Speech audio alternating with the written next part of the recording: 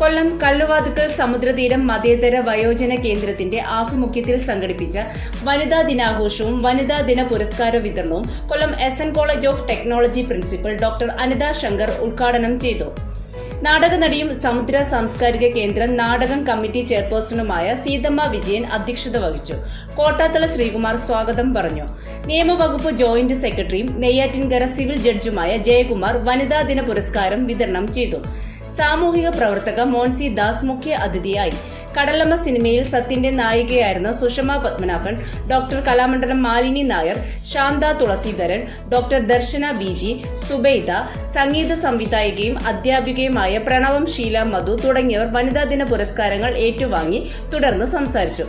Doctor ദർശന ജീവിതത്തിന്റെ അനുഭവങ്ങൾ, പഠിച്ച പാഠങ്ങൾ എന്നിവ കുട്ടികൾക്ക് പറഞ്ഞുകൊടുത്തു.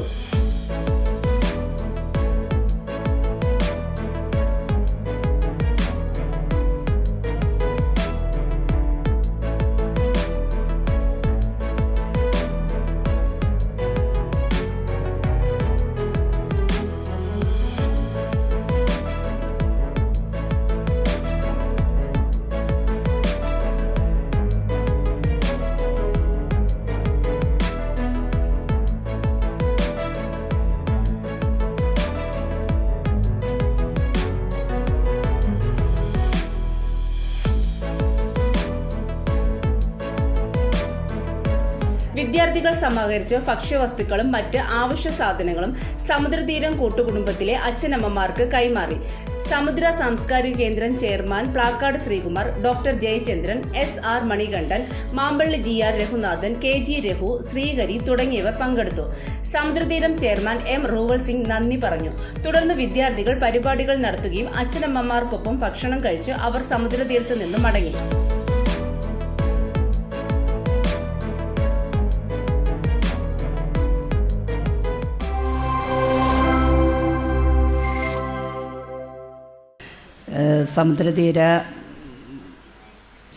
സമുദ്രതീരത്തിൻ്റെ വനിതാ ദിനമായ ദിവസം ഇവിടെ യാദൃച്ഛികമായി വരാനും ഇവിടെ ഇതിൽ പങ്കെടുക്കാനും പറ്റിയതിൽ അതിയായ സന്തോഷമുണ്ട്.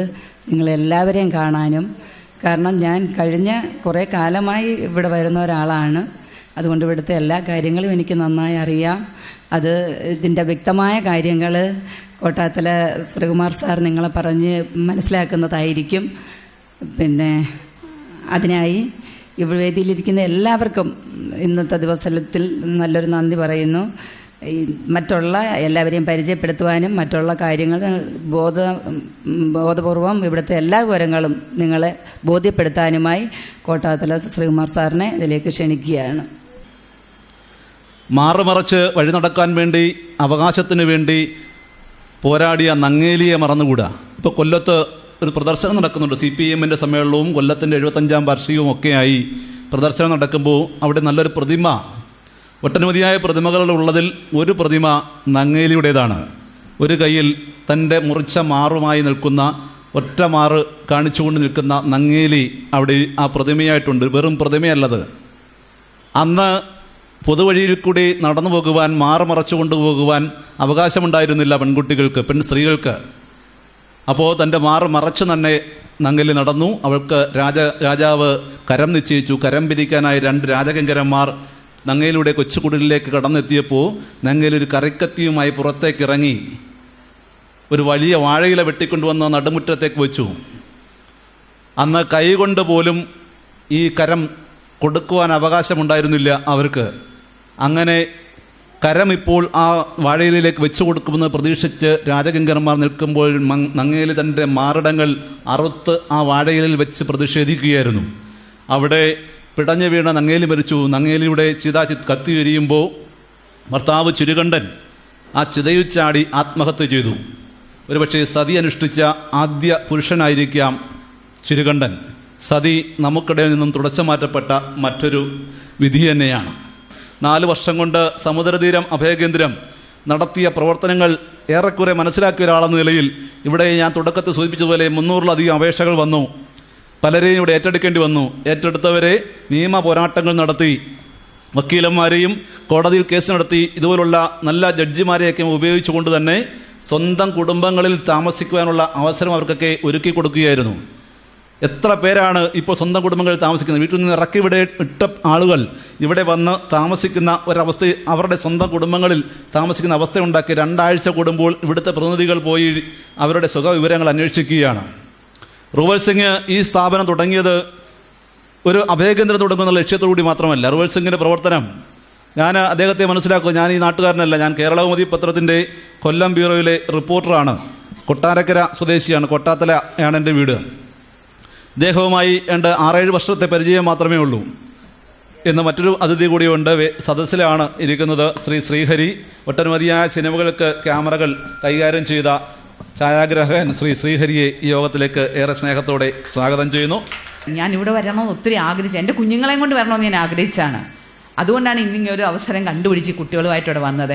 ഇവർ വന്നുകൊണ്ട് തന്നെ പറഞ്ഞു നമുക്ക് അച്ഛൻ്റെയും അമ്മയുടെയൊക്കെ സംസാരിക്കണ്ടേ, അവരുമായിട്ട് ഞങ്ങൾക്ക് കാര്യങ്ങൾ പറയണം, അവർ പറയുന്ന കഥ ഞങ്ങൾക്ക് കേൾക്കണമെന്നൊക്കെ പറഞ്ഞു. അപ്പം നമ്മുടെ പ്രിയപ്പെട്ട റൂവൽ സിംഗ് പറഞ്ഞ ടീച്ചറെ ഈ സമ്മേളനം കഴിഞ്ഞിട്ട് സംസാരിക്കാവുന്നു. തീർച്ചയായിട്ടും ഇവിടെ വന്ന് ഇവരെ കാണുകയും ഇവിടെ പ്രിയപ്പെട്ട ശ്രീകുമാർ പറഞ്ഞ പോലെ ഇത് നമ്മളുടെ വീട്ടിലേക്ക് കൊണ്ടുപോകണം. ഈ അനുഭവങ്ങളല്ല, നമ്മുടെ വീട്ടിൽ ഒത്തിരി പേര് ഒറ്റപ്പെട്ടിരിക്കുന്നുണ്ട്. നമ്മുടെ അപ്പൂപ്പൻ, അമ്മൂമ്മ, അച്ഛനമ്മ ഒക്കെ, നമ്മുടെ അച്ഛനും അമ്മയും നിങ്ങൾ ഓരോരുത്തരും തിരിച്ചു വരുന്നിടം വരെ എവിടെ പോയാലും തിരിച്ചു വരുന്നിടം വരെ പ്രാർത്ഥനയുമായി കഴിഞ്ഞുകൂടുന്ന നിങ്ങളുടെ അച്ഛനും അമ്മയും നിങ്ങൾ ഓരോ നിമിഷവും സ്നേഹിച്ചുകൊണ്ട് നിങ്ങളുടെ ഉയർച്ചയ്ക്ക് വേണ്ടി എപ്പോഴും കണ്ണിൽ എണ്ണ ഒഴിച്ച് കാത്തിരിക്കുന്നവരെ ഒരിക്കലും മറക്കരുത്. ഇതെങ്ങനെയാണ് ഇങ്ങനെയൊക്കെ സംഭവിക്കുന്നത്? കഴിഞ്ഞ ദിവസത്തെ പേപ്പറിലും കണ്ടു 2 മക്കൾ അച്ഛനെ അടിച്ചു കൊല്ലുന്നതും ഒക്കെ കണ്ടു. ഇതെങ്ങനെ ഇതൊക്കെ സംഭവിക്കുന്നു? അപ്പോഴൊക്കെ എല്ലാവരും കൈ ഉണ്ടുന്നത് രക്ഷിതാക്കളുടെ മേലേക്ക് തന്നെയാണ്. നിങ്ങൾ രക്ഷിതാക്കളായ നമ്മളെല്ലാവരും നമ്മുടെ മക്കളെ അറിയണം, അടുത്തിരിക്കണം, ആഘോഷിക്കണമെന്നാണ് ഈ അടുത്തൊരു സൈക്കോളജിസ്റ്റ് പറഞ്ഞത്. നമ്മൾ അവരെ അറിയണം. മക്കൾ ആരാണ്, അവരെന്ത് ചെയ്യുന്നു, എങ്ങനെ ചെയ്യുന്നു, അവരുടെ ബാഗിനകത്ത് എന്താണ് ഇരിക്കുന്നത്, അവർ രാത്രിക്ക് ഉറങ്ങുകയാണോ, എന്താണെന്നുള്ളത് നമ്മൾ മനസ്സിലാക്കണം. അതുപോലെ തന്നെ അവരുടെ അടുത്തിരിക്കണം, അവരെ കോൺഫിഡൻസിലെടുത്ത് അടുത്തിരുന്ന് കാര്യങ്ങൾ ചോദിച്ച് മനസ്സിലാക്കണം. ആർക്കും സമയമില്ല. ഞാനും എൻ്റെ കമ്പ്യൂട്ടറും ഉണ്ട്, എനിക്കെല്ലാമായി. ഞാനും എൻ്റെ മൊബൈലും ഉണ്ട്, എനിക്കെല്ലാമായി. എനിക്ക് വേറെ ആരെയും വേണ്ട, ഈ മൊബൈൽ മതി, എല്ലാം അതിനകത്തുനിന്ന് കിട്ടും എന്നുള്ള ഒരു വിശ്വാസത്തിൽ ഓടുന്ന പരക്കം പായുന്ന യുവതയും അതുപോലെ തന്നെ പേരൻസും അങ്ങനെയാണ്. അവരുടെ ജോലി കഴിഞ്ഞാൽ അവർക്ക് വേഗം പിന്നെ അവരുടെ ഔദ്യോഗിക കാര്യങ്ങൾ കുറച്ചൊക്കെ ചെയ്യാൻ കാണുമായിരിക്കും. എന്തായാലും വാട്സപ്പിലേക്ക് തിരിഞ്ഞിരിക്കുന്ന അങ്ങനെയല്ല. നമ്മുടെ മക്കളെ അറിയണം, ആഘോഷിക്കണം. അവരെന്തെങ്കിലും ഒരു തെറ്റ് ചെയ്താൽ ഇങ്ങനെ ശപിച്ചുകൊണ്ടേയിരിക്കും, നീ ഇങ്ങനെയാണ്, നീ അല്ലെങ്കിലും അങ്ങനെ ഇത് എന്ന് പറഞ്ഞിട്ട് കുറ്റം പറയാൻ മാത്രമല്ല വേണ്ടത്, അവനെ അടുത്തിരുത്തി ആഘോഷിക്കണം. അവൻ്റെ ഓരോ നല്ല കാര്യങ്ങൾ, അവൻ നല്ലത് ചെയ്യുമ്പോൾ അവനെ സ്നേഹിക്കുകയും കെട്ടിപ്പിടിച്ച് ഉമ്മ കൊടുക്കുകയും മിടുക്കനാണ് മോനെ, നിന്നെ ഓർത്ത് ഞാൻ അഭിമാനിക്കുന്നു എന്ന് പറയുകയും ഒക്കെ ചെയ്യണം. മക്കളെ നമ്പർ 1 ആക്കാനല്ല ശ്രമിക്കേണ്ടത്, റാങ്ക് വാങ്ങിക്കാനല്ല ശ്രമിക്കേണ്ടത്, അവരെ ബെസ്റ്റ് ആക്കാനുമാണ് ശ്രമിക്കേണ്ടത്. എൻ്റെ മകനെ നീ ബെസ്റ്റ് ആകണം അങ്ങനെ പറയുന്ന എത്ര അമ്മമാരുണ്ട്. 1 മാർക്ക് കുറഞ്ഞെങ്കിൽ ബഹളമാണ് വീട്ടിൽ. അങ്ങനെയല്ല, നമ്മൾ അവരെ ബെസ്റ്റാക്കാൻ വേണ്ടിയാണ് ശ്രമിക്കേണ്ടത്. എങ്കിൽ മാത്രമേ ഈ സമൂഹം രക്ഷപ്പെടുകയുള്ളൂ എന്നാണ് എനിക്ക് പറയാനുള്ളത്. അതുപോലെ തന്നെ നമ്മൾ ഇവിടെ സാക്ഷരതയിലൊക്കെ മുമ്പിലാണെന്നൊക്കെ പറഞ്ഞിട്ട് എന്തുകൊണ്ടാണ് നമ്മുടെ രാജ്യം ഇങ്ങനെ നാടിങ്ങനായി പോകുന്നത്? കാരണം നമ്മൾ പഠിക്കുന്നതൊന്നും, നമ്മുടെ വിദ്യാഭ്യാസവും നമ്മൾ ആർജിക്കേണ്ട മൂല്യങ്ങളൊന്നും ആർജിക്കുന്നില്ല. ഇതൊന്നും നമ്മുടെ ജീവിതത്തിൽ നമ്മൾ ട്രാൻസ്ലേറ്റ് ചെയ്യുന്നില്ല, ഇൻറ്റേർണലൈസ് ചെയ്യുന്നില്ല. അതാണ് പ്രശ്നം. മാധവസേവയും മാനവസേവയും ഒന്ന് തന്നെയാണ് എന്നാണ് ഞാൻ വിശ്വസിക്കുന്നത്. അങ്ങനെയാണെങ്കിൽ ഇത് ശരിക്കും ഒരു ആരാധനാലയം തന്നെയാണ്, ഒരു ടെമ്പിൾ, ഒരു ക്ഷേത്രം തന്നെയാണ്. സമൂഹത്തിൽ അവഗണിക്കപ്പെട്ട നിരവധി അമ്മമാരെയും അച്ഛന്മാരെയും ഒക്കെ ഇവിടെ കണ്ടു. അവരുടെ കണ്ണീരൊപ്പുവാനും അവർക്ക് വേണ്ട സഹായങ്ങൾ ചെയ്തു കൊടുക്കാനും കാണിച്ച റൂവൽ സിംഗിൻ്റെ ആ നല്ല മനസ്സിന്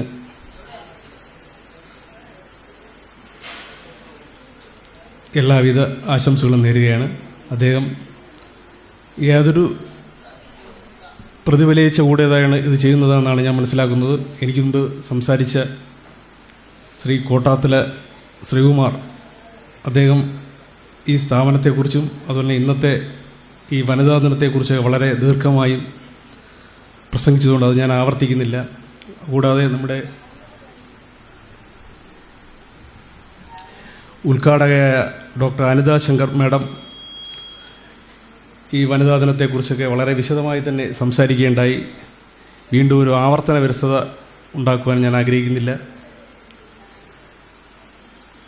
സ്ത്രീയെ ബഹുമാനിക്കുന്ന സമൂഹം എന്നും ഉയർച്ചയിലായിരിക്കും. സ്ത്രീയെ അപമാനിക്കുന്ന സമൂഹം ഒരു കാലത്തും നന്നാവില്ല എന്നുള്ളതാണ് സത്യം. എത്ര ഒരു ശ്ലോകമുണ്ട്, എത്ര നാരിസ്തു പൂജന്തേ രമന്തേ തത്ര ദേവത.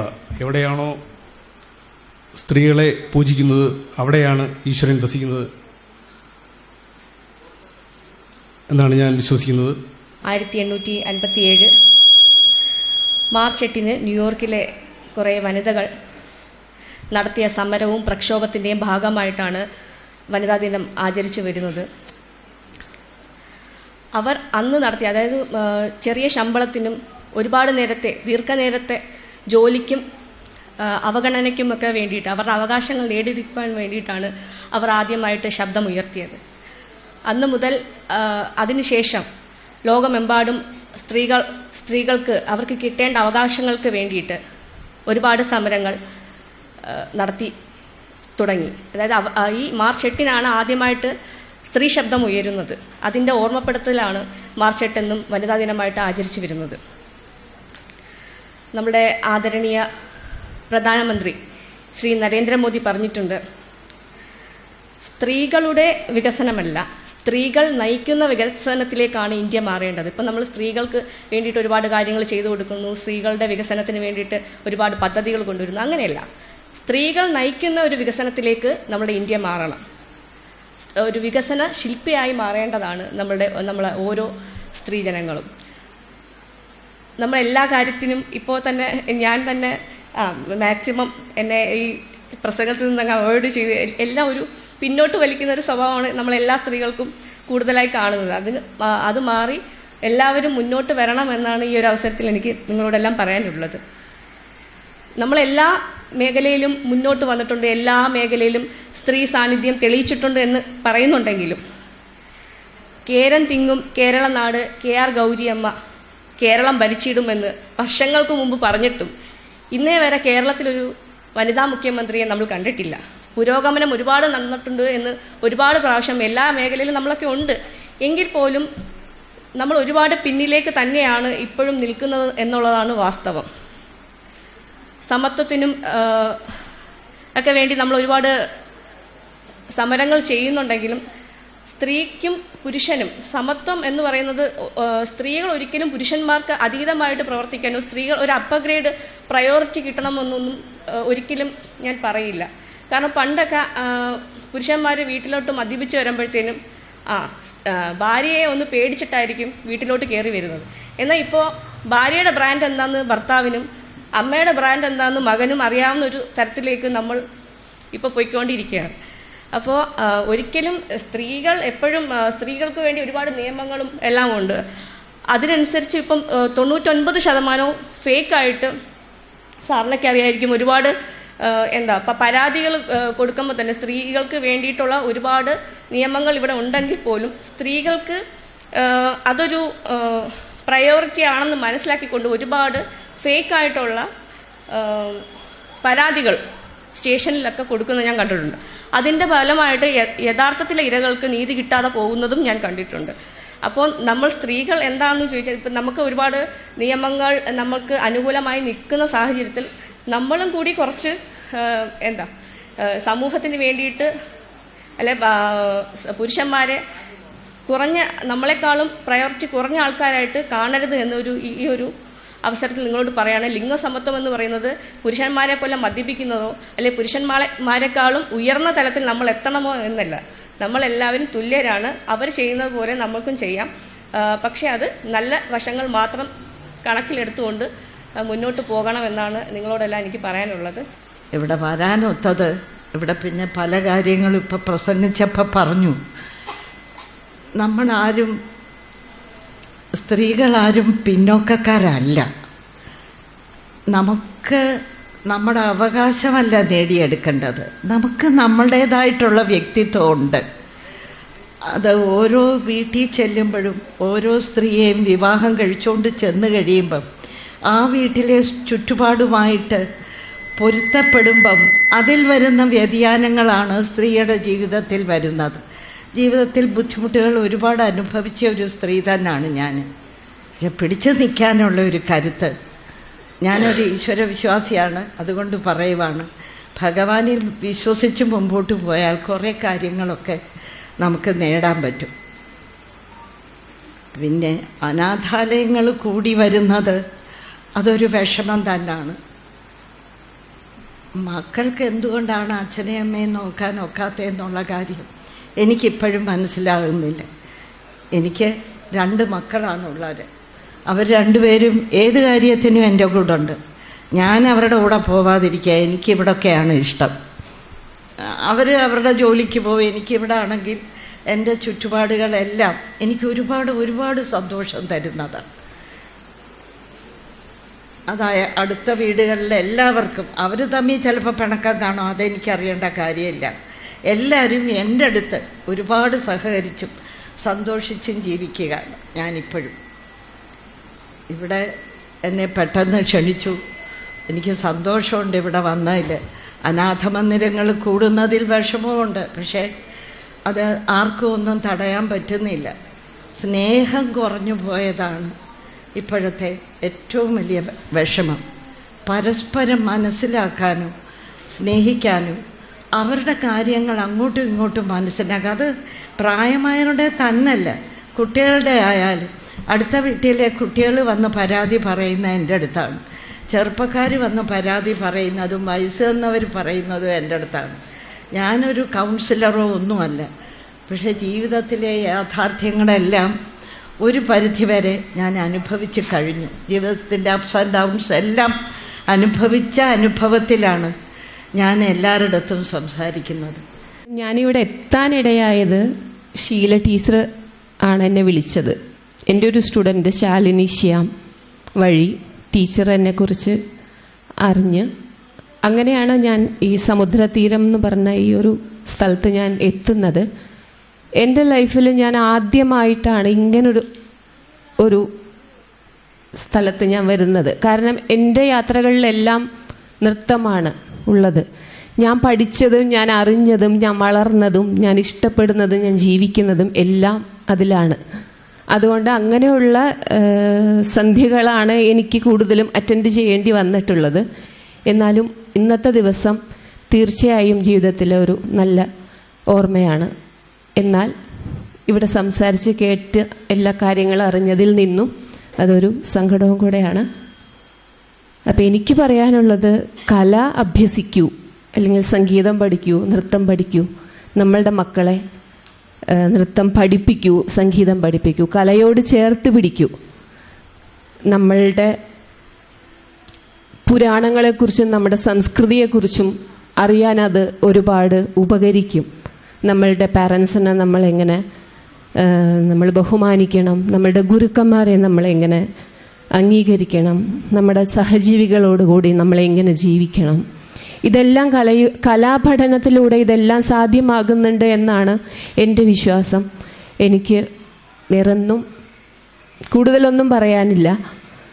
ഇന്നത്തെ ഒരു ദിവസത്തിലേക്ക് എന്നെ ക്ഷണിച്ച സമുദ്രതീരം ട്രസ്റ്റിനോടും എന്നെ ഓർത്ത എൻ്റെ ശിഷ്യ, എന്നെ വിളിച്ച ഷീല ടീച്ചർ, ഇതിലെ ഓരോ മെമ്പേഴ്സും, ഇപ്പോൾ എന്നെ കേട്ടുകൊണ്ടിരിക്കുന്ന എല്ലാവർക്കും നന്ദി, നമസ്കാരം. തിരുവനന്തപുരം ജില്ലയിലെ ഒരു 4-5 അനാഥാലയങ്ങളും വൃദ്ധസദനങ്ങളും നിരന്തരം സന്ദർശിച്ച് അവിടെ താമസിക്കുന്ന ആളുകളുമായിട്ട് നടത്തിയ അഭിമുഖങ്ങളിൽ നിന്ന് അവരുടെ കഥകളെല്ലാം കേട്ടിട്ട് എഴുതിയ ഒരു നോവലാണ് ആയത്താർ എന്ന് പറയുന്നത്. ആയത്താർ എന്ന് പറയുന്ന നോവലിൻ്റെ കോപ്പി ഞാനിവിടെ കൊടുത്തിട്ടുണ്ട്, താല്പര്യമുള്ളവർക്ക് അത് വായിക്കാം. അപ്പോൾ ഇത് നമ്മുടെ സമൂഹത്തിൽ ഇത്തരത്തിലുള്ള ആയത്താർമാർ അല്ലെങ്കിൽ ഇത്തരത്തിലുള്ള വൃദ്ധസദനങ്ങളും അഭയകേന്ദ്രങ്ങളും എന്തുകൊണ്ടുണ്ടാവുന്നു എന്ന് ചോദിച്ചാൽ ഉത്തരവാദികൾ ഞാൻ ഉൾപ്പെടെയുള്ള സമൂഹമാണ്, ഞാൻ ഉൾപ്പെടെയുള്ള തലമുറയാണ്.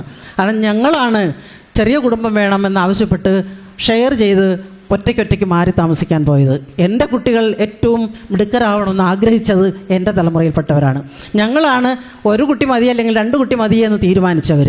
ഇപ്പോഴത്തെ ആൾക്കാർക്ക് അത് വേണ്ടാന്ന് അവർ തീരുമാനിക്കുന്നു. അപ്പോൾ അങ്ങനെ ഒരു പിരിച്ചു കൊണ്ടുപോക്ക് അല്ലെങ്കിൽ കൂട്ടത്തിൽ നിന്ന് പറിച്ചു മാറ്റി കുട്ടികളെയും കൊണ്ട് വേറെ പോയി താമസിക്കുകയും അവരെ ഒറ്റപ്പെടുത്തി വളർത്തുകയും അവരെ സ്വാർത്ഥരാക്കി വളർത്തുകയും ചെയ്ത ഞാൻ ഉൾപ്പെടെയുള്ള തലമുറയാണ് ഇതിനെല്ലാം കാരണക്കാരെന്ന് പൂർണ്ണമായ മനസ്സോടുകൂടി കുറ്റബോധത്തോടു കൂടി തന്നെ ഞാനതിനെ സമ്മതിക്കുകയും ചെയ്യുന്നുണ്ട്. നമ്മൾ സ്നേഹിക്കാൻ പഠിപ്പിച്ചില്ല, അവരെ എല്ലാ സംവിധാനങ്ങളും കൊടുത്തു. ഇപ്പോഴത്തെ കുട്ടികൾ അതിലും മീതെയാണ്.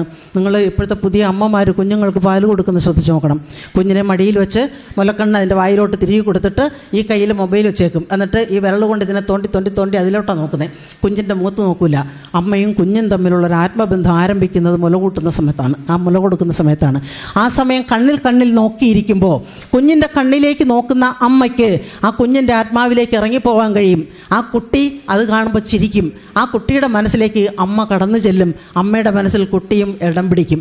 അത് എവിടെ നഷ്ടപ്പെട്ടുവോ, നമ്മളീ മൊബൈലിൽ തോണ്ടാൻ തുടങ്ങിയോ, അന്ന് തൊട്ട് കുട്ടികൾ ഒരു എന്താ പറയുക, നമ്മളിപ്പോൾ വൈറലാക്കുക എന്ന് പറയും, വൈറലല്ല വൈറസുകളാക്കാൻ തുടങ്ങിയിരിക്കുന്നു. നമ്മുടെ കുഞ്ഞുങ്ങളെ പെറ്റ് വീണാൽ അപ്പം തന്നെ അതിൻ്റെ വീഡിയോ എടുത്ത് സോഷ്യൽ മീഡിയയിലിട്ട് അതിൻ്റെ കുറേ ലൈക്കും കമൻറ്റും കിട്ടിക്കഴിഞ്ഞാൽ എന്തൊക്കെയോ ആയി എന്ന് തോന്നും.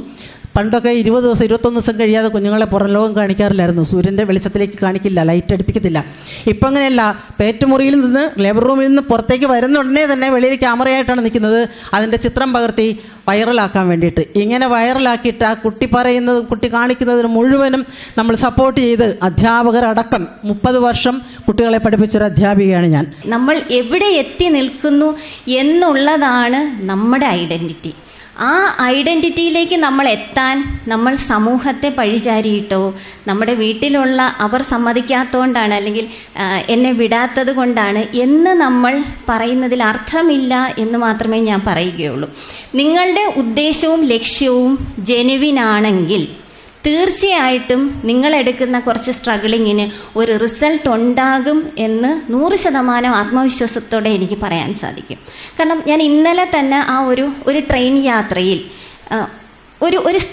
ഒരു സ്ത്രീക്ക് രാത്രി ഒറ്റയ്ക്ക് ഒരു ട്രെയിനിൽ യാത്ര ചെയ്യുമ്പോൾ നേരിടേണ്ടി വരുന്ന ചില കാര്യങ്ങളുണ്ട്. പക്ഷേ എന്ന് കരുതി എല്ലാ പുരുഷന്മാരും അങ്ങനെയാണ് എന്ന് നമ്മൾ ഒരിക്കലും വിചാരിക്കരുത്. നമ്മളെ സപ്പോർട്ട് ചെയ്യുന്ന അല്ലെങ്കിൽ നമ്മളൊരു കാര്യം ചോദിച്ചാൽ വളരെ നല്ല രീതിയിൽ സഹായിക്കുന്ന ഒരു സമൂഹവും നമ്മുടെ ചുറ്റുമുണ്ട് എന്ന് നമ്മൾ മനസ്സിലാക്കുക. ഞാൻ ഗുരുവായൂരിലേക്കുള്ളൊരു യാത്രയിൽ ഒരു 9 പേരെങ്കിലും എന്നോട് ചോദിച്ചു, ഒറ്റയ്ക്കാണോ വന്നത്? ഇത്രയും ദൂരം ഒറ്റയ്ക്ക് വന്നോ? ആരുണ്ട് കൂടെ? അല്ലേ, നമ്മൾ സ്ത്രീകൾ അല്ലെങ്കിൽ പെൺകുട്ടികൾ നേരിടുന്ന ഒരു വലിയ ചോദ്യമാണ്. അപ്പം അവിടെ ഒറ്റയ്ക്ക് യാത്ര ചെയ്ത് പോകാനുള്ളൊരു ധൈര്യം നമ്മൾ ഉണ്ടാക്കിയെടുക്കുക എന്നുള്ളതിലാണ് ഏറ്റവും വലിയ കാര്യമായി ഞാൻ കരുതുന്നത്. ഞാൻ ആ ചോദിച്ചവരോടൊക്കെ ചോദിച്ചു, എന്താ ഒറ്റയ്ക്ക് വന്നാൽ കുഴപ്പം? വളരെ എഡ്യൂക്കേറ്റഡ് ആയിട്ടുള്ള ഒരു കേരള സമൂഹമാണ് നമ്മളുടെ സഞ്ചരിക്കുന്നത്.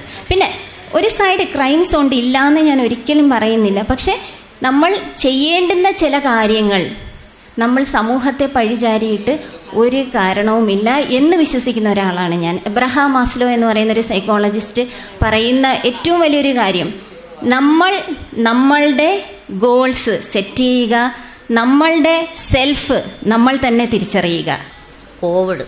അപ്പോൾ കോവിഡിന് പാവപ്പെട്ടവർക്കാർക്കും ഇഞ്ചക്ഷൻ എടുക്കാൻ പറ്റുന്നില്ല, വില കൊടുക്കണം മരുന്നിനെന്നൊക്കെ പറഞ്ഞൊരു ഭയങ്കര ബഹളമായി. അപ്പം ഞാൻ വീട്ടിൽ ഇരുന്ന് പറയുന്നു, ഈ പാവപ്പെട്ടവരൊക്കെ എങ്ങനെ മരുന്ന് വിലയ്ക്ക് വാങ്ങിക്കും? അവരെ ഈ കാശ് കാണത്തില്ലല്ലോ. അപ്പം ഞാനെന്തോ വേണം ഭർത്താവ്? ഞാൻ പറഞ്ഞു ഞാനെന്തോ വേണമെന്ന് ചോദിച്ചാൽ മതി, എന്തെങ്കിലും കണ്ടെത്തണ്ടേ, ഒരു 5 പേർക്കെങ്കിലും ഇഞ്ചക്ഷൻ എടുക്കാം. അപ്പോൾ എനിക്കെടുത്തില്ല, നമ്മുടെ വീട്ടിൽ നോക്കിയില്ല. എങ്കിലും ആരെങ്കിലും ഒരു 5 പേരെ രക്ഷപ്പെടുത്തണം. ഇത് കിട്ടാതെ അവർ മരണപ്പെട്ടു പോയ വിഷമമല്ലേ. അന്നും ഇതേ കണക്ക് തന്നെ 2 ആട്ടിനെ വിറ്റ് അവിടെ കൊണ്ടുവന്നു, കളക്ടറേറ്റിൽ കൊണ്ടുവന്നു.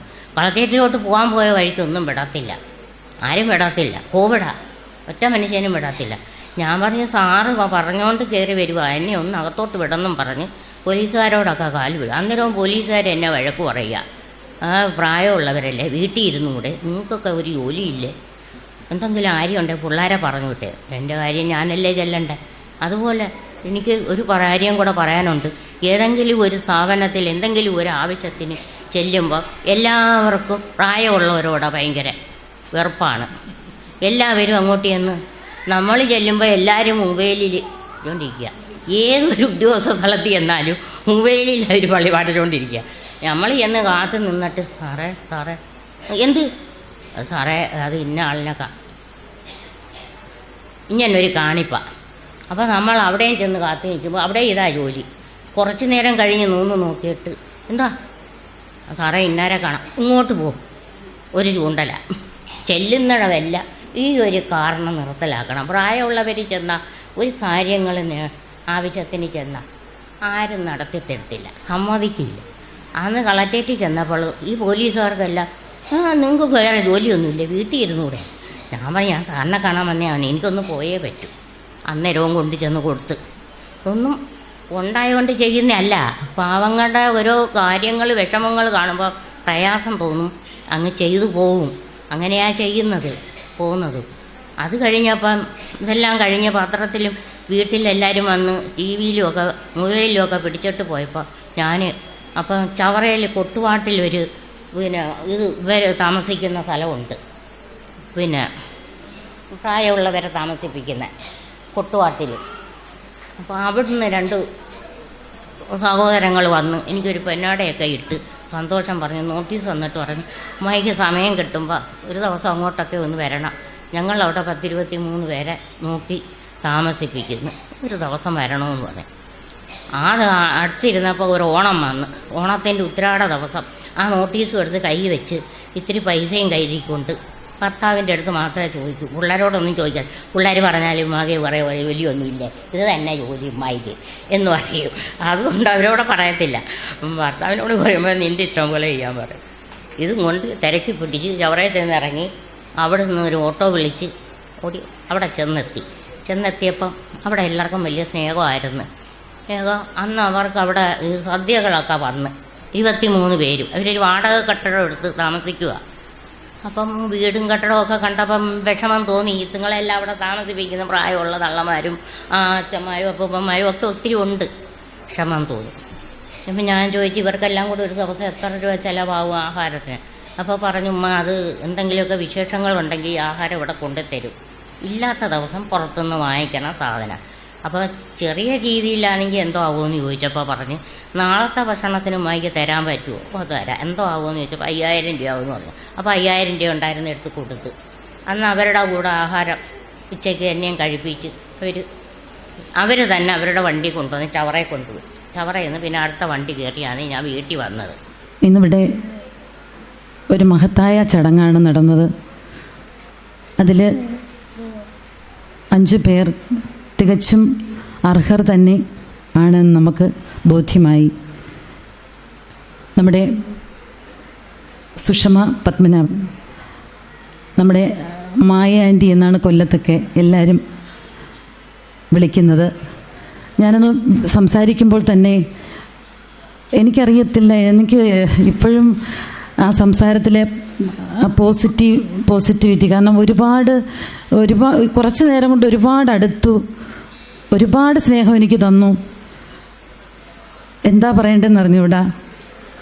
ഒരു നല്ല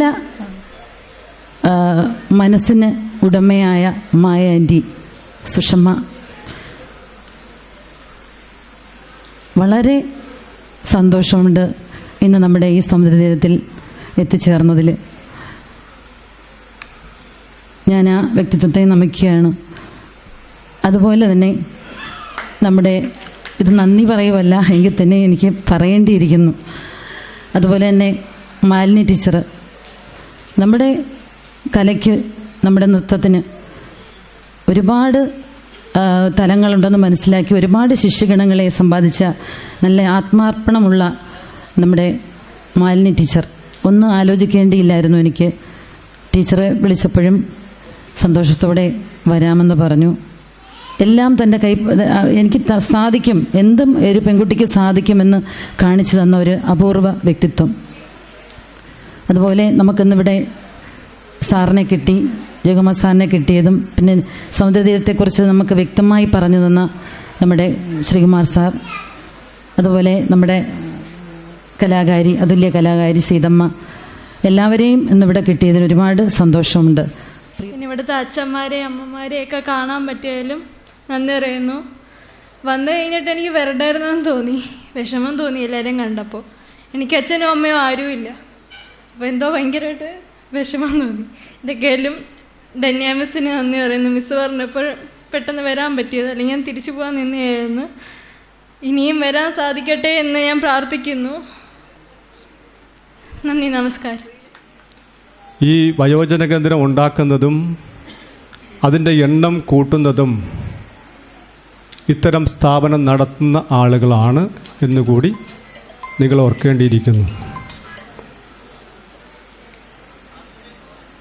അത് പറഞ്ഞു വന്നത് വേറെ മറ്റൊന്നുമല്ല, കേരളത്തിലെ അനാഥാലയത്തിൻ്റെ എണ്ണങ്ങളുടെ കണക്കുകൾ ഇവിടെ കോട്ടാത്തല ശ്രീമാർ സൂചിപ്പിക്കുകയുണ്ടായി. ഈ സ്ഥാപനങ്ങൾ എങ്ങനെ ഉണ്ടായതെന്ന് നിങ്ങൾ തിരിച്ചറിയണം. ഇന്നും പല സ്ഥാപനങ്ങളിലും കച്ചവടമായി നടത്തുന്ന ഭൂരിഭാഗം സ്ഥാപനങ്ങളും കേരളത്തിൽ അങ്ങിങ്ങായി ഉണ്ട് എന്ന് പറയുമ്പോഴും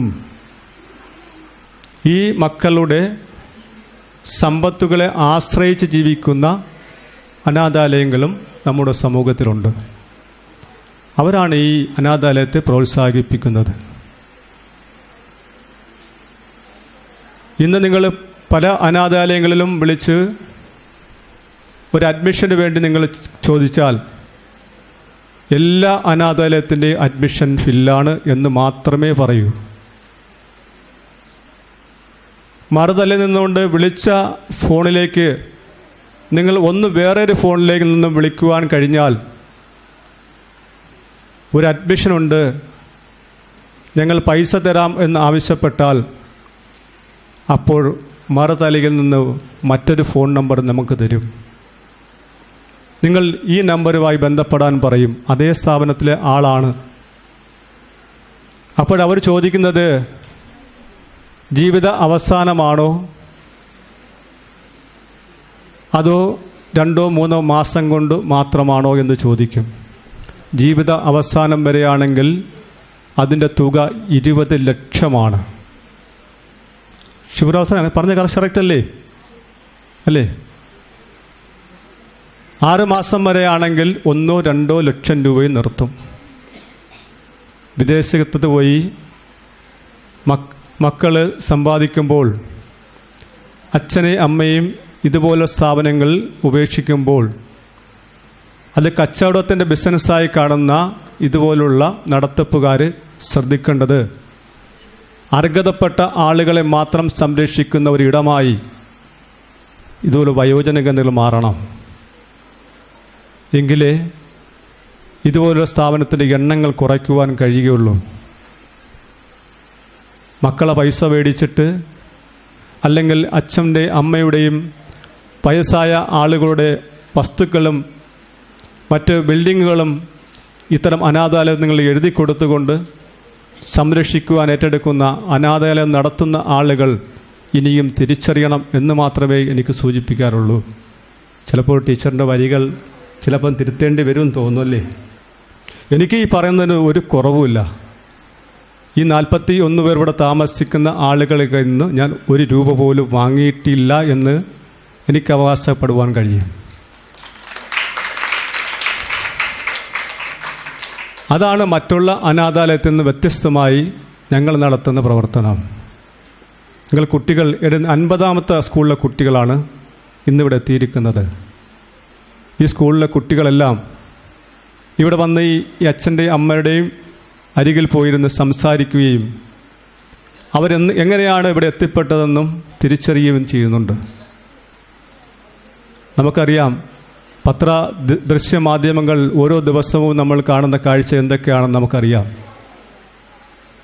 5-6 പേരെ കുടുംബത്തോടെ വെട്ടിക്കൊല്ലുകയും അച്ഛൻ അമ്മയെ വെട്ടിക്കൊല്ലുന്നു, അമ്മയെ മകൻ വെട്ടിക്കൊല്ലുന്നു. എന്താ കാണുന്നത്? പക്ഷേ ഇവിടെ ഇരിക്കുന്ന 41 അച്ഛന്മാരും അമ്മമാരും അതിൻ്റെ ഇടയിലേക്ക് പോകുന്നില്ല. ഇന്ന് അവരുടെ വീടുകളിൽ താമസിച്ചിരുന്നെങ്കിൽ ഇതേ അവസ്ഥ അവർക്കും ഉണ്ടാകുമായിരുന്നു. ചായക്കടയിൽ പോയി കടം മേടിച്ച കടങ്ങൾ പറയുവാൻ അവർക്ക് കേൾക്കേണ്ട ആവശ്യമില്ല.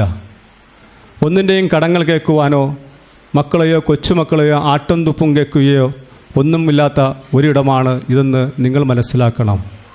ഓരോ വീടുകളിലും 1-2 അച്ഛന്മാർ മാത്രം തിങ്ങിപ്പാർക്കുന്ന ഇടങ്ങളിൽ അവരനുഭവിക്കുന്ന ബുദ്ധിമുട്ടുകൾ ഞാനും അറിഞ്ഞിട്ടുണ്ട്. ഈ സമുദ്രതീരം കൂട്ടുകുടുംബം രൂപം കൊള്ളുന്നതിൻ്റെ അന്ന് 51 അധ്യാപകർക്ക് ആദരവ് കൊടുത്തുകൊണ്ടാണ് ഈ കൂട്ടുകുടുംബം രൂപം കൊള്ളുന്നത്. ആ 51 അധ്യാപകരെയും അവരുടെ വീടുകളിൽ പോയി കാണുവാനുള്ള അവസരം എനിക്കുണ്ടായിട്ടുണ്ട്. ഈ 51 അധ്യാപകരും എത്രയോ ലക്ഷക്കണക്കിന് വിദ്യാർത്ഥികളെ പഠിപ്പിച്ച് റിട്ടയർഡായ അധ്യാപകരാണ് എനിക്ക് കാണാൻ കഴിഞ്ഞത്. പക്ഷേ അവരെ വീട്ടിൽ ചെല്ലുമ്പോൾ ആ വീട്ടിൽ 1 2 ആളുകളായി ചുരുങ്ങിയ, ഒരു വീട്ടിൽ നിന്ന് അയൽ വീട്ടിലേക്ക് പോകാൻ കഴിയാതെ വീർപ്പ് പൂട്ടുന്ന അധ്യാപകരാണ് എനിക്ക് കാണാൻ കഴിഞ്ഞത്. എന്നിട്ടും 51 അധ്യാപകർ ഞാൻ നിർത്തിയില്ല. ഈ വരുന്ന കഴിഞ്ഞ ഓണത്തിന് ഞാൻ 120 അധ്യാപകർക്ക് ആദരവ് കൊടുത്തു കഴിഞ്ഞു. എല്ലാം റിട്ടയർഡായ അധ്യാപകരെയാണ് ഞാൻ ആദരവ് കൊടുത്തത്. ഇനി കല്ലുവാതുക്കൽ പഞ്ചായത്ത് റിട്ടയർഡായ അധ്യാപകർ ഉണ്ടോ എന്ന് പോലും എനിക്ക് സംശയമുണ്ട്.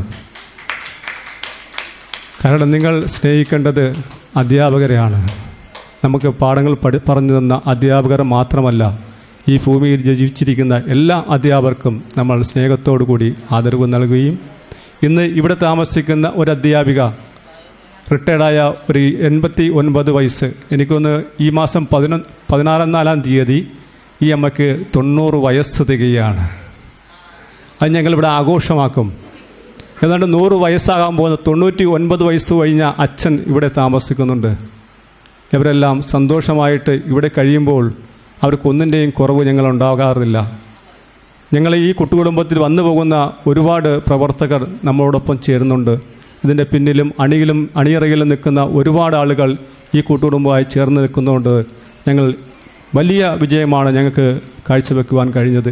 4 വർഷം പിന്നിട്ടെങ്കിലും ഇത് 15ഓളം വർഷം മുൻപോട്ട് പോയ ഒരു ചരിത്രത്തിലേക്ക് സമുദ്രതീരം മാറിക്കൊണ്ടിരിക്കുകയാണ്. നിങ്ങളുടെ ഇവിടെ എത്തിച്ചേർന്ന കുട്ടികൾ നിങ്ങൾക്ക് നൽകിയ ഞങ്ങൾക്ക് നൽകിയ ഈ ഉപകാരം ഞങ്ങൾ ഒരിക്കലും മറക്കുകയില്ല. ഞങ്ങൾ നിങ്ങളോടൊപ്പം ചേർന്ന് നിൽക്കും. എനിക്ക് സുധാരിത അമ്മയുടെ അടുത്ത് ഒരു കാര്യം പറയാനുള്ളത്, വാരിക്കോരി ഈ നാട്ടിലെ ജനങ്ങൾക്ക് വേണ്ടി കൈയഴിച്ച് സഹായിക്കുകയാണ്. അത് 1 രൂപയാണെങ്കിൽ ആ 1 രൂപ അമ്മയുടെ കയ്യിൽ നിന്ന് കിട്ടുന്നത് ഏറെ വലുതാണ്. അതുപോലെ ഇവിടെ ഇരിക്കുന്ന എല്ലാവരും അമ്മയെപ്പോലെ ആകണം എന്ന് മാത്രമേ നിങ്ങൾക്ക് സൂചിപ്പിക്കാറുള്ളൂ.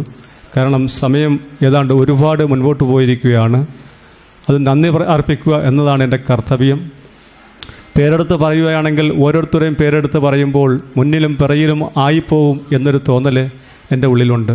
അതുകൊണ്ട് ഞാൻ ആരുടെയും പേരെടുത്ത് പറയുന്നില്ല. അതുപോലെ ഞാൻ ഒരു കാര്യം സൂചിപ്പിക്കാൻ മറന്നുപോയി. ഗീത ടീച്ചറെക്കുറിച്ച് സൂചിപ്പിക്കാൻ മറന്നുപോയി. ഗീത ടീച്ചർ ഇവിടെ മിക്ക ദിവസങ്ങളിലും എത്തുന്ന ഒരു ടീച്ചറാണ്. ആ ടീച്ചറെ വീട്ടിലെ ആദ്യമായി ചക്ക കിളിച്ചാലും ആദ്യമായി ഒരു വാഴയിൽ ഒരു കൊല വിരിഞ്ഞാലും അത് ഇവിടെ എത്തിക്കുന്ന ഒരു ശീലം ആ ടീച്ചർക്കുണ്ട്. ആ ടീച്ചറെ ഏറെക്കുറെ ഇവിടെ വന്നാണ് ടീച്ചർ പാട്ടിൽ ഏറെ മുൻപോട്ട് പോകുവാൻ കഴിഞ്ഞത്. അത് ഷീല ടീച്ചറിൻ്റെ ഏറ്റവും വലിയൊരു മഹത്വമാണ്. ഇന്ന് ഈ സമ്മേളനത്തിന് ചുക്കാൻ പിടിച്ചതും ഷീല ടീച്ചറിൻ്റെ ഒരു കഴിവുകൊണ്ട് മാത്രമാണ് ഇത്രയും ആളുകൾ, പ്രമുഖ വ്യക്തികളെ ഇവിടെ എത്തിക്കാൻ കഴിഞ്ഞത്. പ്രത്യേകം ഷീല ടീച്ചറിന് നന്ദി അർപ്പിക്കുകയാണ്. ഞാൻ നേരത്തെ സൂചിപ്പിച്ചതുപോലെ ഇവിടെ വന്നിരിക്കുന്ന എല്ലാ ഗസ്റ്റുകൾക്കും ഞാൻ ഒറ്റ വാക്കിൽ നന്ദി അർപ്പിച്ചുകൊണ്ട് ഞാൻ എൻ്റെ വാക്കുകൾ നിർത്തുകയാണ്. നന്ദി, നമസ്കാരം.